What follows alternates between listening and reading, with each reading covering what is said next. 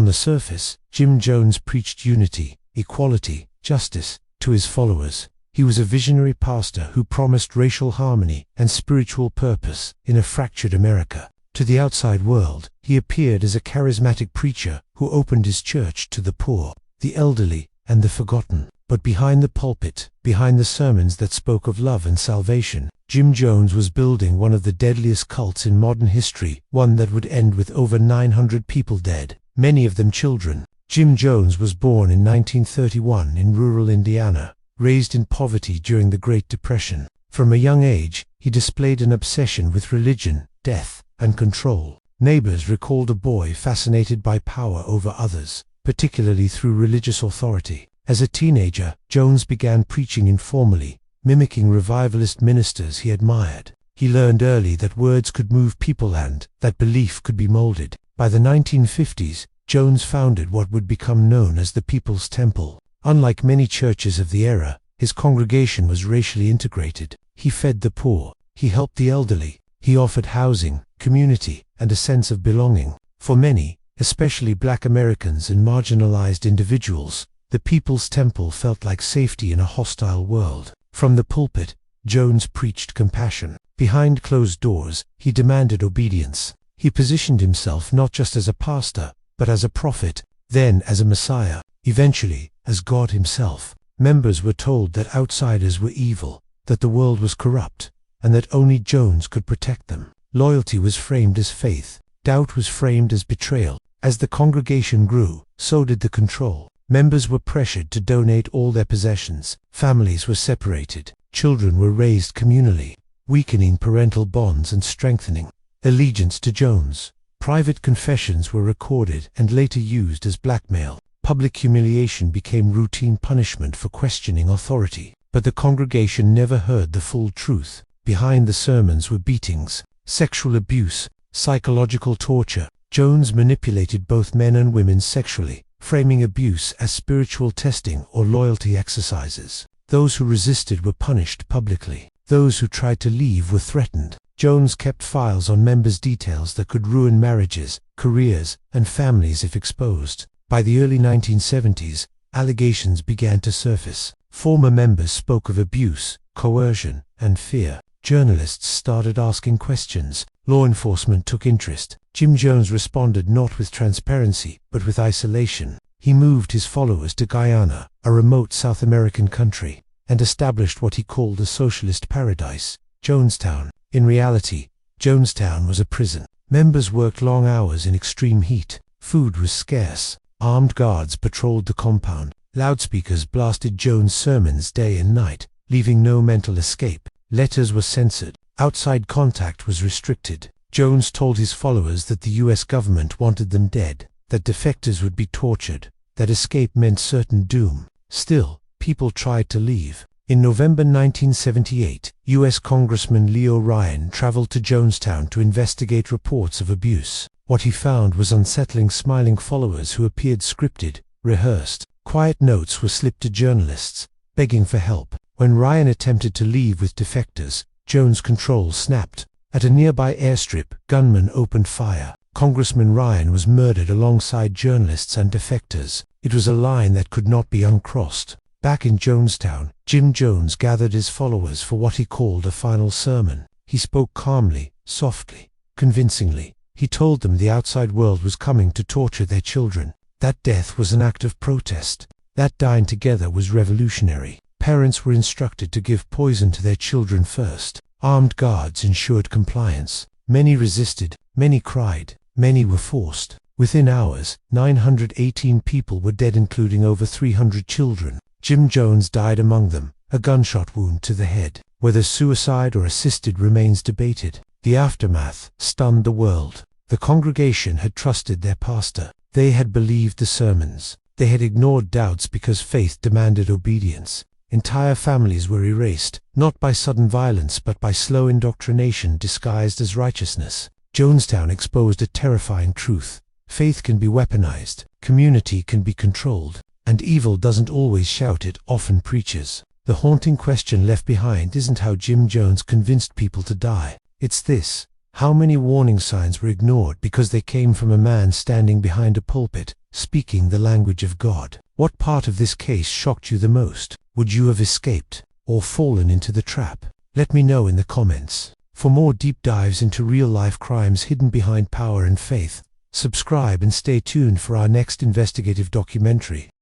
For decades, Father John Geoghan stood at the altar as a trusted figure in the Archdiocese of Boston. He baptized children, counseled families, and moved quietly from parish to parish. To the congregation, he was a priest who served where he was needed. What they never heard, what was never announced from the pulpit, was that Geoghan was being moved, not to serve, but to hide. John Geoghan was born in 1935 and ordained a Catholic priest in the early 1960s. He entered ministry at a time when priests were afforded immense trust and unquestioned authority. The collar was protection. The church was sanctuary. Parents believed their children were safest in the presence of clergy. That belief would be exploited again and again. Geoghan's pattern began early. Children, mostly boys, were singled out for attention. He gained access through altar service, church activities, and family trust. The abuse was not isolated, not accidental, and not misunderstood. It was repeated, deliberate, and devastating.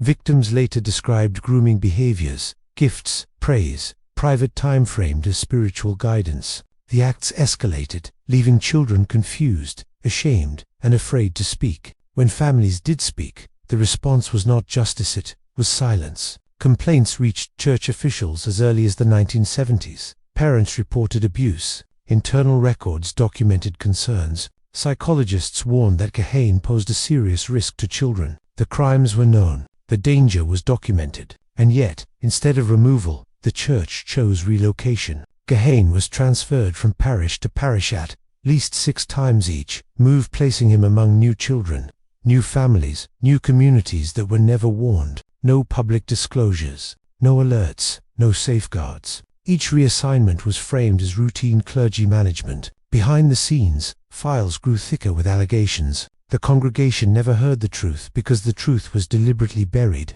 The pattern repeated with chilling consistency: abuse, complaint, internal acknowledgement, quiet transfer. The church relied on confidentiality, hierarchy, and the belief that scandal was more dangerous than crime. Victims were told to forgive. Families were urged to remain silent for the good of the church. Some were pressured, others were ignored. By the 1990s, the scale of harm had become impossible to deny. Investigative journalists began uncovering sealed records, confidential settlements, and internal memos that painted a clear picture. Geoghan was not an isolated case. He was part of a systemic failure. In 1998, after decades of abuse, John Geoghan was finally removed from ministry. But even then, accountability lagged. It took years of legal battles for the truth to fully surface. When criminal charges were eventually filed, the damage was already incalculable. Prosecutors estimated Geoghan had abused over 130 children, a number that shocked the nation.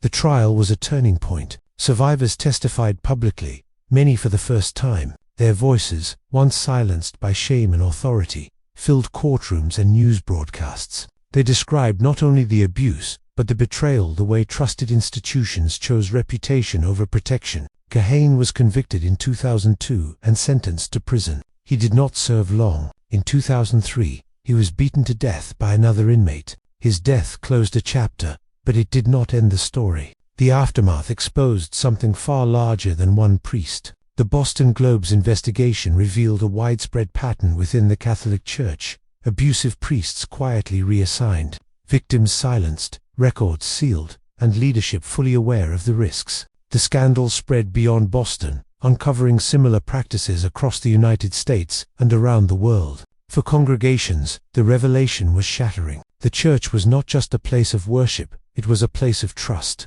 and that trust had been systematically violated. Families realized that danger had not come from strangers, but from within the institution meant to protect them. The harm extended far beyond individual victims. Entire communities grappled with guilt, anger, and disbelief. Faith was shaken not because of God, but because of men who claimed to speak for him, and institutions that chose silence over accountability. Father John Geoghan's name became synonymous with a truth the congregation had never been allowed to hear: that abuse was known, that warnings were ignored, that children were placed at risk again and again by deliberate decisions made behind closed doors. The haunting reflection left behind is not about how one man committed crimes, it's about how many people knew and chose not to stop him. How many sermons preached morality, while immorality was quietly moved down the street. What part of this case shocked you the most? Would you have escaped, or fallen into the trap? Let me know in the comments. For more deep dives into real-life crimes hidden behind power and faith, subscribe and stay tuned for our next investigative documentary. For decades, the congregation believed Warren Jeffs was the voice of God. They did not question him. They were taught that doubt was sin, that obedience was salvation. What they never heard, what was never allowed to be spoken aloud, was that behind his sermons existed a system built on terror, sexual violence, and the deliberate destruction of families, all justified in the name of faith. Warren Steed Jeffs was born in 1955 into the Fundamentalist Church of Jesus Christ of Latter-day Saints, commonly known as the FLDS. This was not mainstream Mormonism, but a radical offshoot that continued the practice of polygamy long after it was outlawed. From birth, children in the FLDS were taught one unbreakable rule: absolute obedience to male authority. Questioning leadership was not disagreement. Cliff was rebellion against God himself. Jeffs grew up inside this closed world. Education was limited. Outside media was forbidden. Women were conditioned to submit. Men were taught that spiritual worth came from loyalty to leadership. Fear was woven into daily life, reinforced by sermons warning of eternal punishment for disobedience. When Jeffs' father, Rulon Jeffs, became prophet of the FLDS, Warren rose quickly through the ranks. Unlike charismatic leaders who inspired devotion through warmth or charm, Warren Jeffs ruled through rigid control and psychological domination. He spoke softly, often monotonously, but his words carried devastating consequences. By the time he assumed full control of the FLDS in the early 2000s, Jeffs had near total power over thousands of followers spread across Utah, Arizona, and Texas. He decided who could marry. He decided who must divorce. He decided which children would be taken from their parents. Marriages were no longer personal or consensual. They were assignments. Girls were raised, knowing that at any moment, the prophet could call them to become a wife. Some were married at ages as young as 12 and 13. They were not asked, they were commanded. The congregation never heard the truth, because the truth was wrapped in scripture. Jeffs taught that God required purity. In practice, this meant sexual access to young girls under the guise of religious duty. He conducted marriage ceremonies himself, often pairing underage girls with older men or with himself. Girls were told that pain was proof of righteousness, that crying was weakness, that resistance meant damnation for their entire family. Parents were not protectors, they were enforcers. Fathers who objected were stripped of wives and children. Mothers who resisted were exiled. Boys who questioned authority were labeled lost and expelled from the community, often abandoned in unfamiliar cities with no money, no education, and no support. These lost boys were removed deliberately, reducing competition for wives and eliminating dissent. Behind the closed doors of FLDS compounds, abuse was systematic. Girls were groomed from childhood, taught to fear men while obeying them. They were isolated from the outside world, denied education beyond basic literacy, and instructed that law enforcement was evil. Jeffs reinforced this belief constantly, warning that the government wanted to destroy them, that outsiders would torture their children. And still, no one in the congregation heard the truth because the truth was forbidden language. Jeffs kept meticulous records. He monitored behavior. He dictated clothing, speech, and even facial expressions. Surveillance was constant. Informants reported disobedience. Punishments included isolation, forced fasting, and public shaming, disguised as spiritual correction. Sexual abuse was not hidden, it was normalized as divine will. Some assaults were recorded. Jeff's own voice narrated acts of abuse, framing them as sacred instruction. These recordings would later become some of the most damning evidence ever presented in a religious abuse case. Authorities began receiving reports in the early 2000s. Former members escaped and spoke out, often traumatized, uneducated, and terrified. They described forced marriages, ritualized rape, starvation, and children removed from parents overnight. But intervention was slow. Law enforcement hesitated, wary of appearing hostile to religion or violating religious freedom. Jeffs exploited that hesitation. When pressure increased in Utah and Arizona, he relocated followers to a massive compound in Texas, known as the Yearning for Zion Ranch. Their isolation deepened. The community became more insular. Abuse continued unchecked. In 2005, Warren Jeffs was placed on the FBI's most wanted list. Even then, many followers believed this was proof of his righteousness. When he was finally arrested in 2006 during a traffic stop in Nevada, he was traveling with underage girls he claimed were his wives. He showed no fear. He believed himself untouchable, protected by God and by decades of silence. At trial, the truth finally reached the public. Survivors testified in harrowing detail. Girls described being married as children, being assaulted while told God demanded it, being punished for crying, being taught their suffering was holy. Audio recordings were played in court. The congregation, the jury, and the world heard Warren Jeffs' own voice describing sexual acts with minors as sacred duty. It was impossible to deny, impossible to justify. Jeffs showed no remorse. He claimed persecution. He declared the courts illegitimate. He insisted God would destroy his enemies. In 2011, Warren Jeffs was convicted on multiple counts of sexual assault of a child and sentenced to life in prison, plus additional years. He will die behind bars. But the damage did not end with his imprisonment. Families remain fractured. Women remain trapped in belief systems shaped by fear. Children continue to grow up inside communities influenced by his teachings. Some followers still believe he is God's prophet, even from prison. The silence he engineered continues to echo through generations. The aftermath of the Jeffs case forced a painful national reckoning. It exposed how easily abuse can flourish when shielded by religious authority, how children can be sacrificed to doctrine, how institutions both religious and governmental can fail when fear of offense outweighs protection of the vulnerable. Warren Jeffs did not need secrecy. He needed obedience, and the congregation never heard the truth because they were trained not to listen for it. The haunting question this case leaves behind is not about belief, it is about responsibility. When faith demands silence and obedience replaces morality, who protects the children when God is used as the weapon? What part of this case shocked you the most? Would you have escaped or fallen into the trap? Let me know in the comments. For more deep dives into real-life crimes hidden behind power and faith, subscribe and stay tuned for our next investigative documentary. To the Vatican, he was a miracle worker. To donors, he was a visionary. To parents, he was a man trusted with their sons. And to the boys who lived under his authority, Marcial Maciel was a predator protected by silence at the highest levels of the church. For decades, the congregation never heard the truth, not because it was hidden well, but because it was deliberately ignored. Marcial Maciel de Gallardo was born in Mexico in 1920 and ordained a Catholic priest at a young age. In 1941, he founded the Legionaries of Christ, a conservative Catholic order devoted to discipline, obedience, and absolute loyalty to leadership. From the beginning, Maciel presented himself as uniquely chosen by God. He spoke of sacrifice, purity, and submission. He demanded reverence bordering on worship. Members were taught that questioning a superior was a grave sin, and questioning Maciel himself was unthinkable. The Legion grew rapidly. It opened schools, seminaries, and universities across Latin America,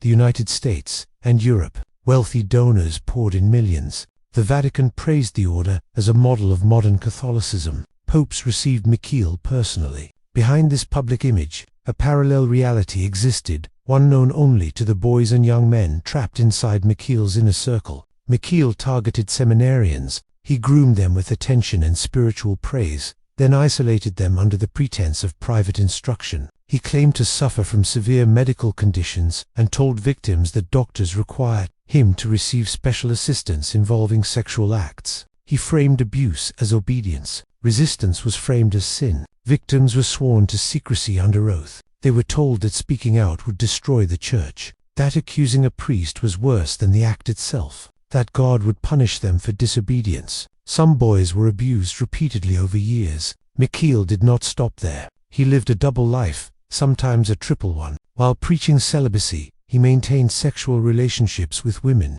fathered multiple children, and used church funds to support them. He abused drugs. He siphoned donations. He lied constantly, crafting elaborate stories to conceal his actions. And the church knew. As early as the 1950s, accusations reached Vatican officials. Medical reports documented abuse. Internal investigations confirmed misconduct. Maciel was briefly removed from leadership, then quietly reinstated. Each time allegations surfaced, they were buried. Why? Because Maciel was powerful. He brought in money. He produced priests. He aligned with conservative church politics. High-ranking officials chose protection over exposure. Victims were discredited. Complaints were dismissed as attacks on the faith. The silence was institutional. Former seminarians who spoke out were shunned. Their careers were destroyed. Their testimonies ignored. Some left the church entirely, carrying trauma they were told never to name. For decades, Marcial Maciel continued to lead the Legionaries of Christ as a revered figure. The congregation heard sermons about purity. They never heard the confessions of the children.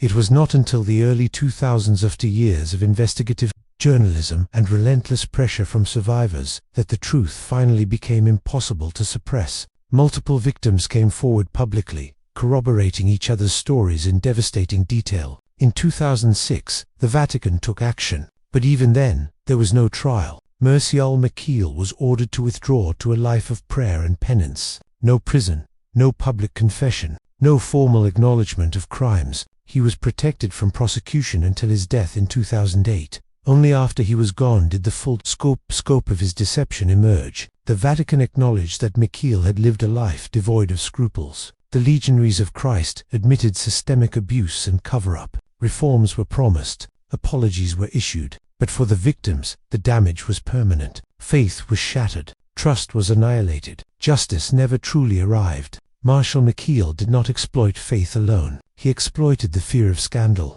the obedience of believers, and an institution that chose silence over truth, again and again. The chilling question this case leaves behind is one the Church still struggles to answer. When evil wears the robes of holiness, how many victims are sacrificed before the truth is finally allowed to speak? What part of this case shocked you the most? Would you have escaped, or fallen into the trap? Let me know in the comments. For more deep dives into real-life crimes hidden behind power and faith, subscribe and stay tuned for our next investigative documentary. When millions tuned in to watch him on television, Rolf Harris seemed harmless, charming, funny, and utterly He painted, he sang, he entertained, he visited children's hospitals. He was everyone's favorite uncle, everyone's trusted mentor, and behind that public persona, he was a predator, a man who exploited the very trust he cultivated for decades. Few realized that the altar of trust is not always religious. Sometimes, it is fame itself. And in Rolf Harris's case, his fame became a shield, hiding decades of sexual abuse. Rolf Harris was born in Perth, Australia, in 1930. From a young age, he exhibited remarkable artistic talent, mastering drawing, painting, and music. He attended prestigious art schools and later moved to the United Kingdom, where he began a career as a performer on television. By the 1960s, Harris had become a household name. He presented art programs for children, performed on variety shows, and visited hospitals and schools. He portrayed himself as kind, playful, and trustworthy, an entertainer who was part of family life. That trust was the key to his crimes. He had access to children and young people, often in private settings under the guise of teaching art, mentoring, or offering guidance. Parents, teachers, and institutions assumed that a celebrity of his stature could not possibly be a threat, and that assumption would be fatal. Harris' pattern of abuse was systematic and calculated. He befriended children, earned their trust, and used his celebrity to isolate them. He offered attention, gifts, and praise. Once the child was comfortable, he began sexual abuse, always under the pretense that it was a form of affection or artistic instruction. Victims later described the methods he used to silence them, promises that no one would believe them, threats to career or reputation, and the sheer weight of his fame. Children were told that speaking out would ruin their own lives, because who could challenge a star beloved by millions? Many victims were as young as 8 or 9 years old when abuse began.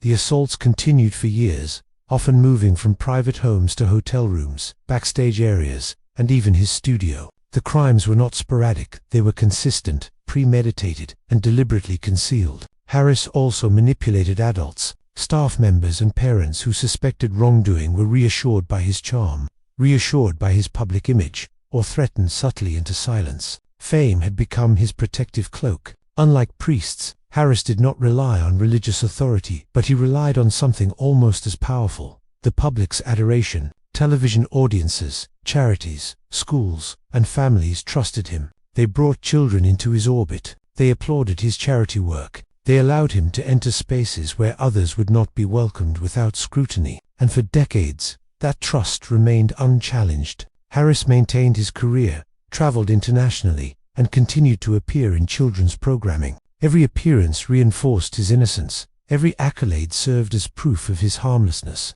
The very institutions that should have protected children TV networks, arts organizations, charities unwittingly enabled his continued access. Meanwhile, the abuse remained hidden, both by his careful planning and by the assumption that someone like him could not possibly be guilty. Allegations first surfaced publicly in the 1990s and early 2000s, but it took years for authorities to act decisively. Multiple victims came forward, sharing remarkably similar stories. Abuse beginning in childhood, grooming under the guise of mentorship, and years of manipulation and threats. The investigation was complicated. Harris' fame made witnesses hesitant to testify. Some victims feared public scrutiny, ridicule, or disbelief. Others feared legal retaliation. Investigators faced the challenge of assembling decades-old evidence, reconciling multiple testimonies, and proving criminal intent beyond reasonable doubt. Yet the cases converged. Patterns emerged. Harris' charm, his fame, and his carefully constructed persona could not override the weight of multiple independent accusations. In 2014, Rolf Harris was tried in the United Kingdom on numerous counts of sexual assault.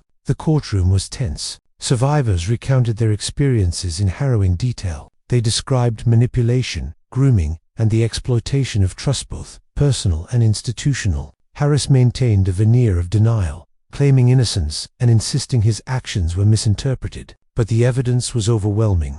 Testimony from multiple victims spanning decades, corroborating patterns of abuse, and detailed accounts of how he used his fame as a shield. He was convicted of 12 counts of indecent assault, including assaults on minors. The court sentenced him to 5 years and 9 months in prison, and he was stripped of honors that once celebrated his life and work. Harris' case shook the public because it demonstrated a horrifying truth. Evil can thrive in plain sight, hidden not by shadow but by trust and adoration. When institutions, schools, charities, television networks mistake fame and likability for virtue, they create opportunities for abuse. The congregation need not be religious. They need only believe in the facade. For victims, the scars are lifelong. Trust is shattered. Memory becomes a minefield of fear, shame, and confusion. Survivors often report anxiety, depression, and difficulty forming relationships long after the criminal is removed from society. For society, the lesson is clear. Vigilance must extend beyond traditional institutions. Abuse thrives where trust is unexamined, where admiration eclipses scrutiny, and where charisma substitutes for accountability. Rolf Harris exploited his congregation not from a pulpit, but from the living rooms, television sets, and schools that welcomed him. The mechanisms were different, but the effects were devastatingly similar to those of a predator cloaked in faith. The most disturbing truth about Rolf Harris is not simply that he abused children. It is that he exploited the very thing people believed would protect them: trust, admiration, and the assumption that good appearances meant good character. When the congregation cannot see beyond the mask, predators operate with impunity. And when institutions fail to act, silence becomes another weapon, one wielded alongside charm, influence, and authority. The haunting question this case leaves behind is universal. How many predators are protected not by darkness, but by the light we willingly give them? What part of this case shocked you the most? Would you have escaped, or fallen into the trap? Let me know in the comments. For more deep dives into real-life crimes hidden behind power and faith, subscribe and stay tuned for our next investigative documentary. For years, Ted Haggard stood before congregations as a beacon of morality. He spoke with conviction about sin, sexual ethics, and family values. He positioned himself as a spiritual guide, a leader, a moral authority. And all the while, behind closed doors, he led a secret life that shattered every word he preached. Haggard's story is not just one of personal hypocrisy. It's a tale of how power, religion, and trust can be weaponized to hide depravity, and how entire communities can be blindsided by the man behind the pulpit. Ted Haggard was born in 1956 in Indiana. From a young age, he exhibited charm, intelligence, and an ability to inspire others. In the early 1980s, he began his career as a pastor in small evangelical churches, quickly gaining recognition for his energetic preaching and emphasis on moral living. By the 1990s, Haggard had founded New Life Church in Colorado Springs, a megachurch that grew to tens of thousands of members. He became a prominent figure in the National Association of Evangelicals, even serving as its president.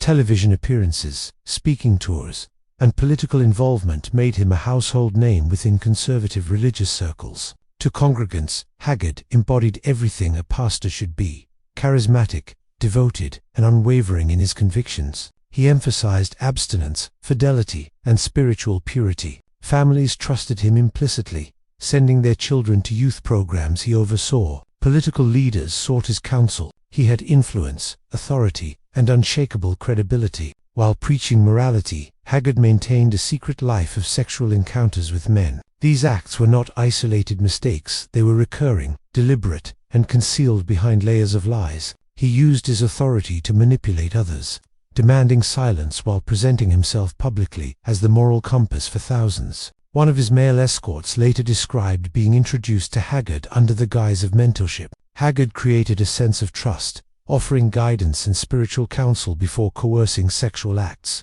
Threats of exposure were implied, exploiting fear and reverence to maintain secrecy. Haggard's private misconduct extended over many years. By the time allegations surfaced, he had cultivated an extensive network of followers and admirers who had never questioned his behavior. His public persona was untouchable until it wasn't. In 2006, Michael Jones, a former male escort, came forward claiming that Haggard had engaged in sexual acts with him over several years and had purchased methamphetamine for private use. The allegations shocked the evangelical community. The revelation was more than personal, it was systemic. Haggard's teachings had influenced countless families, youth programs, and religious organizations. The man who had preached sexual purity, marriage fidelity, and moral uprightness had been violating those same principles for decades. Investigations revealed that Haggard's private life contradicted every message he had delivered from the pulpit. Church leaders faced intense scrutiny for their complicity, whether through blind trust, denial, or failure to notice signs of misconduct. Some insiders had known of Haggard's behavior but chose silence over confrontation, prioritizing the reputation of the church over the welfare of congregants. Haggard initially denied wrongdoing but eventually admitted to some sexual misconduct, claiming to struggle with personal sin. New Life Church placed him on temporary leave. National media covered the story extensively, highlighting the stark contrast between his public preaching and private actions. He resigned from his leadership positions, losing political influence and church authority. Members were left grappling with betrayal and disillusionment, questioning the teachings they had long held sacred. Families felt deceived, youth groups were disrupted, and trust in church leadership eroded. The scandal had wide-reaching effects. Ted Haggard became a symbol of hypocrisy within evangelical megachurches. Religious commentators debated how charisma and moral authority can mask wrongdoing. Critics highlighted systemic failures that allowed such a figure to maintain power for decades while engaging in secret,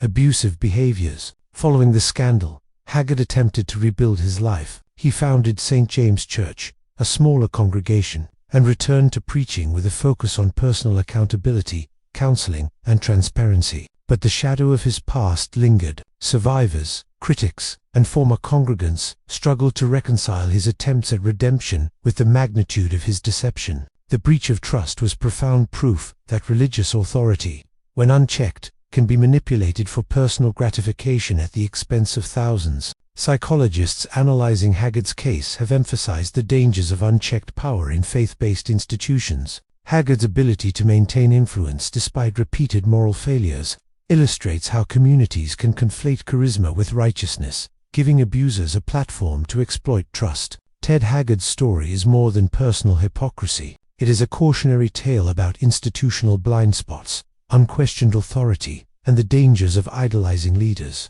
His rise, concealment of misconduct, and eventual exposure revealed the mechanisms through which individuals exploit faith for personal gain. Trust as a weapon.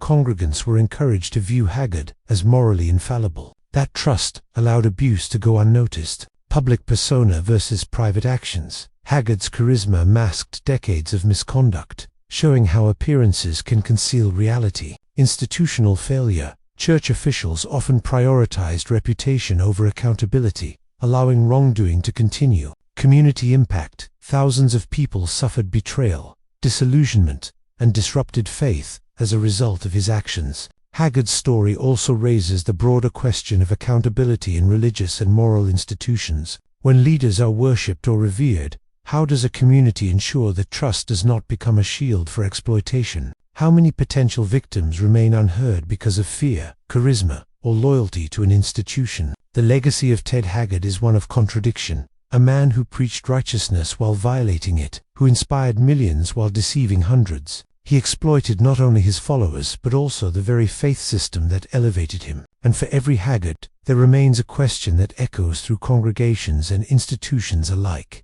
When the man behind the pulpit preaches virtue, but lives in vice, who protects the flock, and who watches silently? What part of this case shocked you the most? Would you have escaped, or fallen into the trap? Let me know in the comments. For more deep dives into real-life crimes hidden behind power and faith, subscribe and stay tuned for our next investigative documentary. For decades, Paul Shanley was a figure of authority in Boston, a man entrusted with guiding the spiritual lives of countless young people. He spoke from the pulpit, counseled families, and held the confessional as a sacred place where sins were confessed and absolution granted. His congregation saw him as devoted, compassionate, and unwavering in his commitment to God. They did not know that behind the walls of the rectory, behind the altar, he was exploiting the very innocence he was sworn to protect. Paul Richard Shanley was born in 1931 in Boston, Massachusetts. From a young age, he demonstrated intelligence, charisma, and an understanding of human behavior that would later both aid his ministry and conceal his crimes. After studying theology and completing seminary, he was ordained a priest in the mid-1960s. He was assigned to parishes in the Boston area, including ones that provided him access to children through youth groups, schools, and religious instruction programs. Shanley's early reputation within the church was that of an enthusiastic, approachable priest. He promoted openness, understanding, and what he described as modern approaches to pastoral care. Some of his views on sexual behavior were radical for the time, advocating dialogue and acceptance for behaviors that were socially and legally condemned. This unconventional stance, combined with his charm, allowed him to gain influence both inside and outside the church. It also provided a dangerous cover for his abuse. The sexual abuse Shanley perpetrated was methodical and manipulative. He sought out vulnerable children, often preteens, who were receptive to attention from authority figures. Using his position of trust, he cultivated relationships that were framed as mentorship, spiritual guidance, or parental care. He isolated children from other adults, creating opportunities for exploitation. Over time, these interactions escalated into sexual abuse. Victims were threatened, manipulated, and coerced into silence, often being told that exposure would bring shame or spiritual damnation upon them.